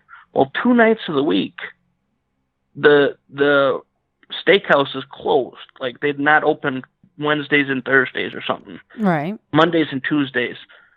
It was a Monday or Tuesday, so I knew there was nobody up there because I was just up there cleaning bathrooms. Like, I knew nobody was up there.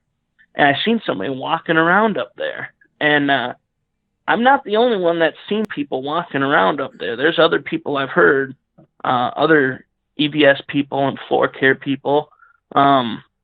They've had experiences. That guy that I thought was up there, and I heard his voice. He's like a big guy. He's into guns, and he's kind of like a southern kind of guy. He don't take no shit. He will not go up there by himself. Really? At all. He says, well, I don't want to go up there. He kind of mentions something. I don't know. He never says he's had an experience, but the way he acts and how he won't go, he will not. Like, I was like, hey, man, you want to meet me up there? I need your help with something. He's like, I ain't going to wait up there. I'll just meet up with you later, and we'll walk up there together. I was like, have you talked to him exactly why? No, I mean, I've thought about it, but it's kind of, how some people don't want to talk about it. I mean, maybe I'll bring it up in the future now that I've told you about it, but no, I totally get that. Like, you just get the gist that he's not the kind of person that would probably even mention anything. Even if you came out and asked him, he might be like, "No, man, I just don't like going up there. I'll just brush it off." Maybe. Yeah, I don't know. So I've had weird stuff at work, but then I've seen the stuff at my house. The shadow. I call them shadow people because, let's be honest, they're dark figures, and that's the only thing I can. Right. Right. So, and a couple of weeks ago, my wife and I get off at 6 a.m. She gets up. This is our, we call it date. That's when we have our little date. We sit here, and she tells me how her night was with the child, and the dog, and I tell her how work was, and we just kind of enjoy the adult time. Just being with each other, just relaxing. I unwind. We're just bullshitting. We watch a movie or something.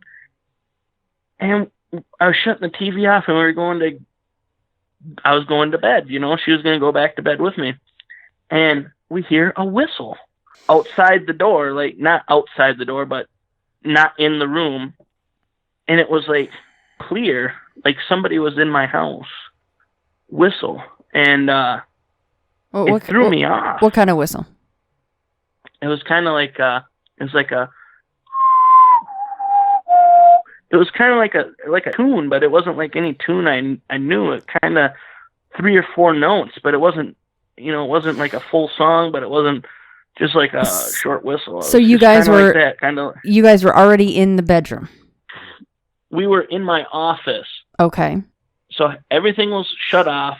We were just getting ready to go in to leave my office, like standing up, and we heard the whistle. I was like, what the hell is that? And I opened the door, and I know my kid can't. She's 2. She can't whistle. I thought somebody was in my house. I thought maybe I forgot to lock my door when I came home after taking the dog out. I forgot to lock it. And your wife heard it too. Yeah. Yes. Because she got freaked out. Yeah. She's like, what is that? Yeah. And she's like, is somebody here? And I was like, I don't know. I said, I grabbed a bat. I grabbed my baseball bat, and I went downstairs. I even went in the basement. I checked my entire house, top to bottom. All the doors were locked when I got downstairs. Nobody was in my house. Just that's creepy. Weird. That's creepy, Will. And it was like it was in the room with us. It was that loud. Like it sounded like somebody was in my house. That's how I describe it. It's like somebody was in my house. So your mom hears like a humming, and then you hear like a whistling tune. What the hell? Oh, yeah, and I still don't know what the hell it was. Oh, the whistling would freak me the hell out. That's on the no list. If you're home and you know, okay, it's me alone, or me and my wife, or me and my boyfriend, or me and my kid, and my kid is 2, and then something whistles, no, that's not right. No, and we haven't heard nothing since. Oh, how long ago was this? Last month, February, beginning of February. And it wasn't the radio either. We have a radio. We keep a radio on. It's kind of like white noise. Yeah. You know how you keep a fan on in the summer. Mm-hmm. Well, we have the music on, and it's classical music, so there would be nobody whistling in classical music. Do you have like any device, like, not that they should be doing this, but they've been known to do things like this? Wasn't it Alexa devices were at 3 a.m. like doing some like Hillary Clinton laugh or some random shit in the middle of the night? I would just throw mine in the nearest. I'd fill the sink and just drown the thing. But I mean, no, we do not have any. We don't have any Alexas. None of the Connect. None of that stuff. Yeah. I have PlayStation. I have the most complicated thing I have, I think, is my laptop, and my laptop is locked away in my office closet, in my bag that I carry it in. I mean, my usual line of questioning for things like, seeing shadows and, those whistles is, well, what was going on and what's the history of the building and what are the other reports? But the problem is you are seeing these things at both locations. So, you're the common denominator here and not, just the locations. And then you add a freaky whistling in. I don't like the whistling. Seeing things out of your periphery is enough. I would definitely be like, what the? I know I saw something there, and you turn to look, there's nothing there. Whistling, that has a tune to it, that's freaky. I don't like that. It's just, I thought after all that weird, the dark entity, and then I stopped having experiences, I thought I was I thought I was done. No, buddy. No way. Not you. No. But why? Why is this kicking up again? It's funny. It's funny because I think you asked me a question on the last episode if activity has picked up for some reason. I forget the question you asked. Talking about it. Like sometimes I say talking about it will get things going again. That's what it was. You said has talking about it brought any more activity, and I said no at the time. Yeah. But you can't say that anymore. But then a couple weeks after that, and then I got that memory came back, and then my mom started telling me that she was having weird experiences over there, and then I started seeing the stuff out of the corner of my eye, and then my wife and I heard that whistle and the freaking whistle. Yeah, so who knows? I might see some more stuff before I leave this earth. I don't know. That's right. You'll just come back. We already know you've got past lives, so that's true. Okay, now this is something that I brought up with other people, but I have admitted that you can do this, but do you really want to hear maybe what you might capture, right? And that is, of course, and I'm sure this has crossed your mind, but leaving some kind of a recording device out, your phone with a recording app open, or getting a digital recorder and seeing what you capture. And again, this is your own home. It's a whole different ball game than going to the haunted Palmer House Hotel or whatever the hell and capturing something and then going home to where there's nothing going on. This is your own home, so it's different, especially hearing that whistle, which really creeps me out, Will. I have to say, I didn't know that was even... I hadn't heard this whole section of these stories. I've only heard about Dogman. So that's just a suggestion. It's not like, though, you're going to get any answers. It might just terrify everyone. If you hear something creepy or, some dude whistling Dixie in your house at 3 a.m, I don't know. Do you want to hear that? Probably not. It's if I were to do that, I think I'd do it on my own time. I don't think I would let my wife know. Yeah. Because well, she's there all night by herself. Yes, she is here with the child, with the dog, and I'm gonna be honest, my dog's the biggest pussy you've ever wanted. My cousin got a brand new puppy, and my dog's scared shitless of the puppy. And my dog's like what kind 90 of dog pounds. Yeah, what kind of dog is it? She's a pit bull Chesapeake Retriever mix. See, guys, pit bull. You not all of them are the quintessential snarling, foaming at the mouth animals, right? No, she's a big baby. That's funny. It's just no, I totally get that, and with you being gone most nights, that's an entirely different situation. So yeah, I was just throwing that out there because sometimes though curiosity killed the cat, and you don't always want to hear what might be captured. It has crossed my mind. I have thought about it, but like I said, if I were to do it, I would do it on my own time. I would do it when my wife isn't here. Well, of course, she's probably going to listen to this, no? And then we're talking about placing EVP devices. But, I haven't really done it, but I could. Like I said, she's here by herself a lot. And I don't want to freak her out any more than she. No, yeah, right, no.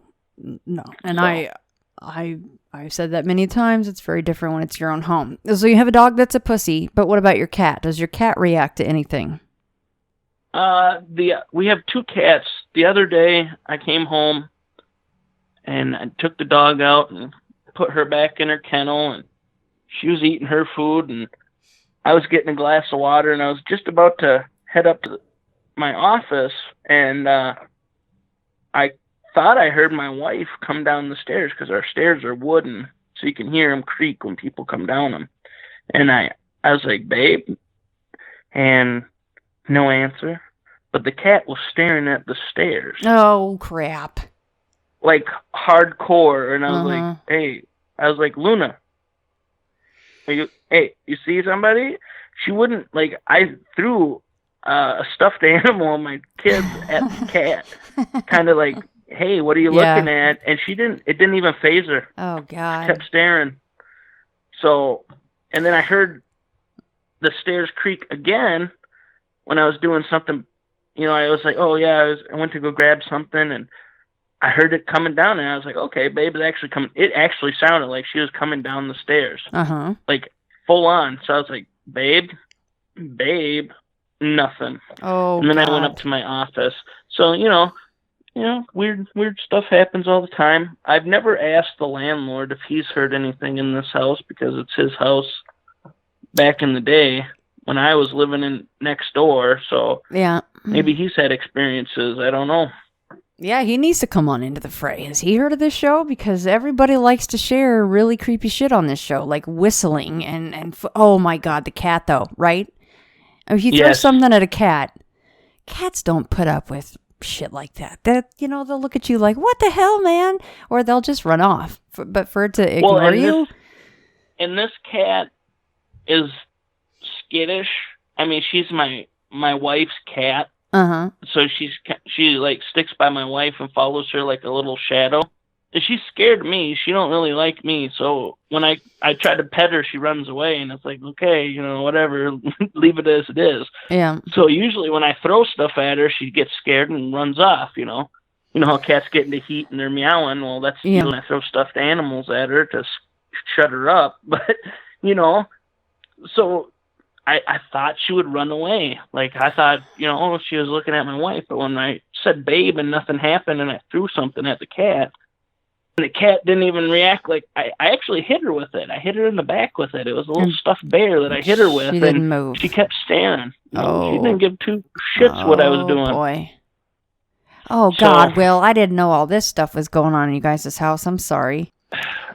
No, I've come to terms with it.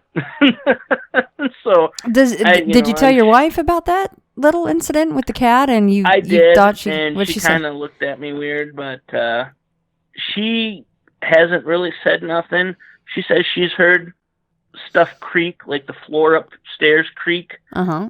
when I'm at work, and she knows the house because her thing at night is she checks the back door, she checks the front door. Everything's locked. Mm-hmm. The outside light's on to keep people away. The dog's locked up. The cats are here, you know. She does a check. There's a checklist we do when we shut the house down at night, you know. Because I'm going to be honest, the town, I mean, it's a little town, but there's crackheads around. So, you know, Yeah. we lock the house up. It's not like, you know, 15 years ago, my parents used to leave the house unlocked and it was no big deal. Now everybody locks their house up. Right. So there's a ritual to the house being locked up. So she knows that it's not me coming in. The dog would bark if I was unlocking the door to come home. For some reason, if I got sent home or I came home from work early, The dog which would doesn't bark. happen because there's only two of us, but, Yeah. you know, there would be some sign that I was home. The animals would react, or she would hear the front door shut, or my car in the driveway. Because our bedroom is right above the driveway, like it looks onto the driveway. So there's no way you can't hear me pulling up if you're awake. But she's heard it sound like me walking around. You know, I'm a bigger guy, so when I walk, you know, the floor creaks, you know, it's somebody walking around. So she's heard that it by herself. So she's never heard nothing on the stairs, but she has heard creaks. She hasn't said nothing about seeing anything out of the corner of her eye. Maybe I'm just the lucky one there. Sounds like it, huh? I mean, so far, this doesn't frighten her enough to where, like, she loses sleep or she doesn't want to be there at night alone anymore. Okay, well, that's good. So. No, I don't know, I kind of explained it to her. I said, just don't really pay it too much mind. I mean, it's just, we haven't heard nothing up till now, and now all of a sudden we start hearing things. So I'm just thinking if it was something that was going to bother us, it would have bothered us a lot sooner. I mean, we've been here almost 2 years. You better knock on some wood, or I'll knock on some wood for you. I mean, I'm not on the wood windowsill here. I just knocked on my desk for you. I just I don't want things to get to the point where, because that does change your life. If you can't sleep or you don't want to sleep in the home that you're living in anymore, it's a big deal. Especially with you having to leave at night, and she's there alone with the baby. So I don't want it to escalate at all. Keep me in the loop. I know that you will, but and again, this doesn't have to be for the show. But if stuff really starts to kick up here, you know that I know some people, and we can try to figure something out. I mean, you know, I'm not trying to be like, we're going to send Tangina over and clean the house or anything. Oh no, but you know what I'm saying. Like, there's things that we could do. I tell you when stuff. I tell you. I mean, I think we've gotten to know each other well enough through our contact and, you know, talking to each other that I feel like I can just message you and be like, hey, you know, there's some weird shit going on. Yeah, exactly. Again. Be like, look, I got some crazy stuff going on. We need to call some hard-hitting folks and get rid of this crap, you know, or whatever it needs to be. So, and not that it needs to be some big dramatic thing, but honestly, the whistle, and that really creeps me out. There's certain things that people will say that it might sound a little benign, but when you really think about that, if I heard somebody whistle outside my office door right now, I'd be out the damn window. I'd be sliding that sucker open, pushing out the screen, and I'd be out, because that's freaky. You shouldn't hear an effing whistle, like a little tune, when you know that you're the only one there, or you and your significant other is the only one there. It's not right. And then the creaking down the stairs. If there's, and I've been in houses like that. We all have. Where, hold on, my child's trying to get in my office. No, that's okay. Door, so hold on. No problem. Come on in. Poor little one. Like, Dad, you've been on the phone forever. You know, but some houses, each stair has its own little character, its own little creak. Yeah, it was, you know, it sounded like somebody coming down our stairs. Well, where are you going, Pi? She just wanted to check on you. She's like, you've been in it forever. I'm making sure you're still alive. Okay. You didn't get pulled into the upside down. Well, I bought her some new toys. She's going to get them to hang out with me in the office. Well, you know, it's about time to wrap up anyway, but keep me in the loop. A million thanks for, of course, coming back on, telling me these stories, sharing your stories with everybody that's listening, especially the scary Dogman sighting, terrifying. And but I didn't know all this stuff was going on in your house right now. So now we have kind of another set of cards that have shown itself, and we're gonna have to see what transpires here now.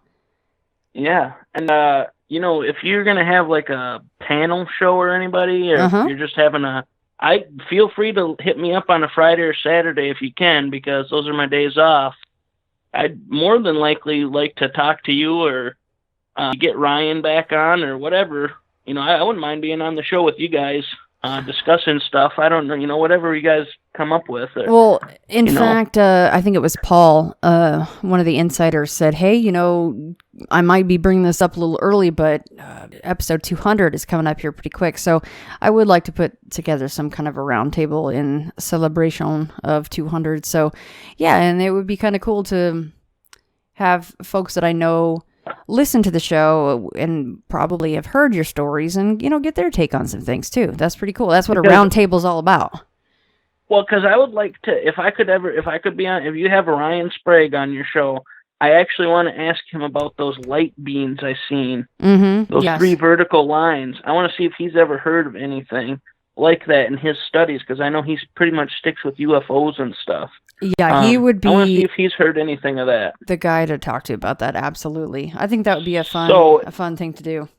Maybe I'll snag John Paul Capice too. Oh, there you go. That'll work too. I'll keep his ass up a little late. He's an hour later than you, but I think he would be down for that too. I'm just gonna jot some names down. There's just so many people. I mean, I wish I could have like everybody on, like Cisco and Steve, but when you get any more than like 4 people on, it's usually kind of it doesn't sound very good. That's true. Everybody's stepping on each other.